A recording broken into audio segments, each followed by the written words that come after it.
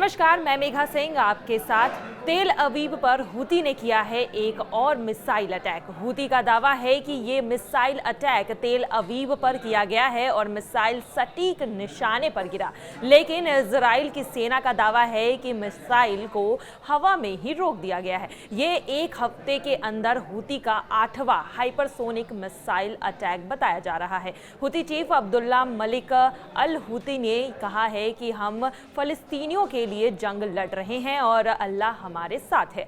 आखिर कैसे हूती लगातार इजराइल के लिए चुनौती बनते जा रहे हैं, चलिए जानते हैं हमारे सहयोगी मयंक और नीलू से।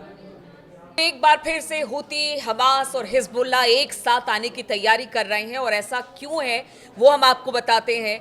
क्योंकि अब उन्हें जिस तरह से इजराइल लगातार हमले अलग अलग जगहों पर कर रहा है, उनका ये मानना है कि जब तक ये तीनों संगठन एक साथ नहीं मिलेंगे तब तक वो इजराइल का कुछ नहीं बिगाड़ सकते और इसीलिए अब तीनों संगठन एक साथ मिलकर एक बड़े हमले की तैयारी में इजराइल में दिखाई दे रहे हैं। आखिर ये संकट किस तरह से बना हुआ है, बातचीत करने के लिए मयंक मेरे साथ है। मयंक, एक बार फिर से शांति वार्ता के पहले भी हमने देखा था, एक बार पहले हूती, हमास, हिजबुल्लाह सब एक साथ आए थे और एक बार फिर से ऐसी आशंका है कि शायद ये तीनों संगठन एक साथ आए और इजराइल में बड़ी तबाही लेकर आए। बिल्कुल, देखिए एक बार फिर वो स्थिति बनती दिख रही है जो इस सीज फायर के पहले थी।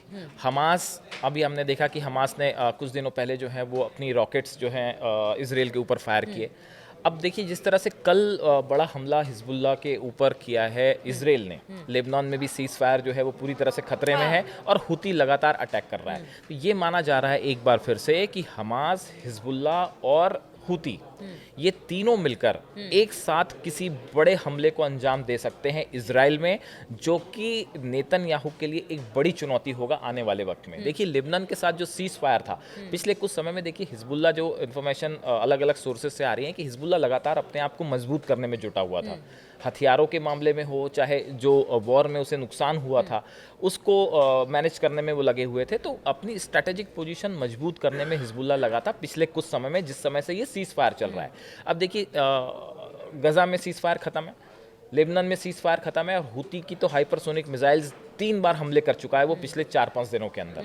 तो देखिए ये माना जा रहा है कि एक बार फिर ये तीनों संगठन जो हैं इनकी आपस में एक बड़ी बैठक हुई है, जो कि बताया जाता है कि ऐसी चर्चाएं हैं कि एक सीक्रेट मीटिंग हुई जिसमें ये तीनों संगठन के जो है प्रतिनिधि उसमें शामिल थे और इजराइल के खिलाफ किस तरह से अगली रणनीति बनाना है इसका एक पूरा खाका तैयार किया गया है और मिल के तीनों की तरफ से हमले हो सकते हैं। देखिए जहाँ तक हूती का सवाल है, हूती की जो हाइपरसोनिक मिसाइल्स हैं इसको रोकना इजराइल के लिए हमेशा से बड़ी चुनौती रहा है। हमने पहले भी देखा था, आज से कई महीने पहले जब हूतीज ने फायर की थी मिसाइल और वो गिरी भी थी, वैसे ही इस बार भी हुआ। बताया जा रहा है कि इजराइल के एयरपोर्ट पे जो है वो हूती की मिसाइल गिरी है और जो हाइपरसोनिक मिसाइल्स होती हैं इनको रोकना, थोड़ा सा जो बैलिस्टिक मिसाइल्स होती है इसको इजराइल के एयर डिफेंस को रोकना बड़ा मुश्किल होता है।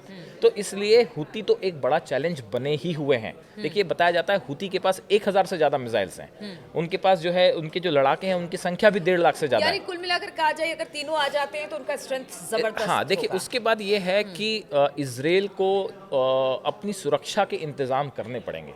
देखिए अभी पिछली बार जब बताया गया कि हमास की तरफ से जब मिसाइल्स फायर हुई या फिर हूती की तरफ से मिसाइल्स फायर हुई तो पूरे इजराइल में पैनिक का माहौल था, सायरन्स बज रहे थे, लोग बंकर्स की तरफ दौड़ पड़े थे।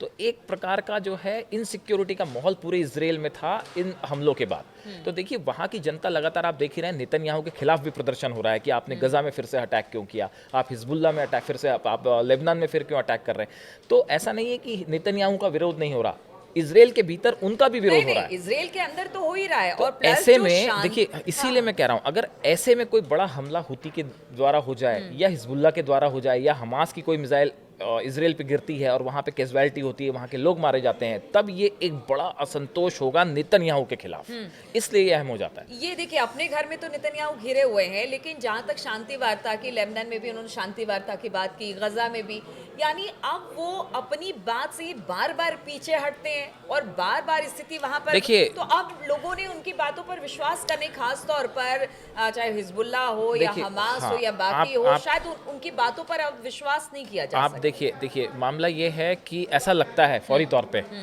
कि ट्रंप और नेतन्याहू ने इस मिडिल ईस्ट रीजन के लिए कोई बड़ा प्लान, सीक्रेट प्लान तैयार कर रखा है और वो उसी के हिसाब से आगे बढ़ रहे हैं। गाजा पे हमला सिर्फ बंधकों के लिए नहीं किया गया, ये बात तो एक्सपर्ट्स भी कर रहे हैं। लेबनान में जो सीज फायर तोड़ा गया और जो हमला किया गया, ये इसके पीछे कोई विशेष मकसद है। और हुतीज से तो आप अनसेटल हैं ही, सीरिया में आप क्या कर रहे हैं वो सबको पता है। सीरिया में हालात कितने खराब हैं। देखिए, ये पूरा जो रीजन है, ये पूरा रीजन अनस्टेबल है। अमेरिका और इजराइल ये चाहते हैं कि यहाँ पे अपना दबदबा कायम रहे। अगर बंधक छूट जाते, अगर परमानेंट सीज फायर हो जाता, तो शायद इजराइल के लिए ये कोई अचीवमेंट वाली बात नहीं थी। और देखिए, इजराइल के लिए चुनौती यही सारी, क्योंकि बाकी अरब देश जो हैं वो एक तरह से कह लीजिए वो युद्ध में उतरना नहीं चाहते हैं, चाहे जॉर्डन हो, इजिप्ट हो, हाँ, इजिप्ट हो, वो लोग नहीं उतरना चाहते। यानी कि चुनौती एकमात्र यही 3-4 संगठन है और ईरान है, जिसको कहा जाता है कि ये सारे उन्हीं से समर्थित हैं। तो चुनौती इसलिए चाहते हैं कि ये सारी चीजें खत्म हो जाए। और शायद जो गजा पे लगातार हमले हो रहे हैं उसको भी इसी तरह, देखिए, गजा में जिस तरह से हमने देखा कि बीती रात एक हॉस्पिटल पे हमला हुआ और 5 फिलिस्तीनी उसमें मारे गए हैं, जिसमें एक हमास के बड़े लीडर भी बताए जा रहे हैं। तो देखिए, जिस तरह से अटैक अब इजराइल कर रहा है गजा में, इसको लेके एक बड़ा असंतोष खिलाफ नेतन्याहू के अंदर ही नहीं है, गजा में भी जो है वो ज़बरदस्त ये डिमांड हो रही है कि इंटरनेशनल डिमांड हो रही है कि यूएनओ इसमें इंटरफेयर करे, जिस तरह से अस्पताल पे स्ट्राइक हो रही हैं। तो देखिए, कुल मिला के ये जो तीनों संगठन हैं, हमास, हिजबुल्लाह और हुती, जब तक आप इनके साथ एक परमानेंट पीस को अचीव नहीं कर लेते, तब तक ये तीनों संगठन इजराइल के लिए एक बड़ी चुनौती हैं। और आप देखिए, किसी भी वक्त, किसी भी दिन, किसी बड़े हमले को ये इजराइल में अंजाम देने में सक्षम है। बिल्कुल, तो आप समझिए ट्रिपल एच की बात यहाँ पर हो रही है। हुती, हमास और हिजबुल्लाह, ये तीनों मिलकर अब कुछ बड़ा प्लान कर रहे हैं। अगर इजराइल हमला करता है तो फिर इन तीनों की तरफ से, यानी एक साथ मिलकर एक बड़े हमले की तैयारी में इजराइल पर ये संगठन दिखाई दे रहे हैं। अब इसके क्या नतीजे, क्या परिणाम होंगे, इस पर लगातार हमारी नजर बनी रहेगी।